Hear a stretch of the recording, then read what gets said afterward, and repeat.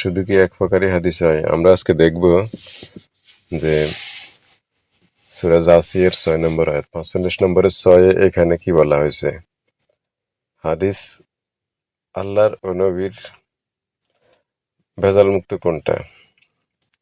এখানে দেখতেছি যে তিলকা আয়াতুল্লাহি নাতলুহা আলাইকা বিল হক ফাবিআইয়ি হাদিসিম বাদাল্লাহি ওয়া আয়াতিহি ইউমিনুন।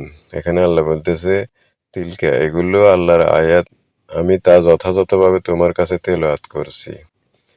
অতএব তারা আল্লাহ ও তার আয়াতের পর আর কোন কথায় বিশ্বাস করবে, আর কোন হাদিসে বিশ্বাস করবে। এখানে যে হাদিসিম ফাবিআইয়ি হাদিসিম, এই হাদিস মানে হলো কথা, মানে হাদিস মানে যেটা আল্লাহর হাদিস বা কথা বোঝানো হয়েছে। তো এই ক্ষেত্রে যখন হাদিসের কথা বলা হয় কোরআনে হাদিস শব্দ আসলে সেটার অনুবাদ হাদিস হয় না, কিন্তু হাদিসের অনুবাদ হয়, হাদিস হয়।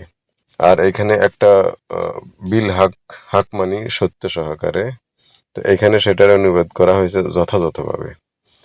তো কোরআন সত্য সহকারে গ্যারান্টি সহকারে আল্লাহর এই হাদিস নাজিল করেছে।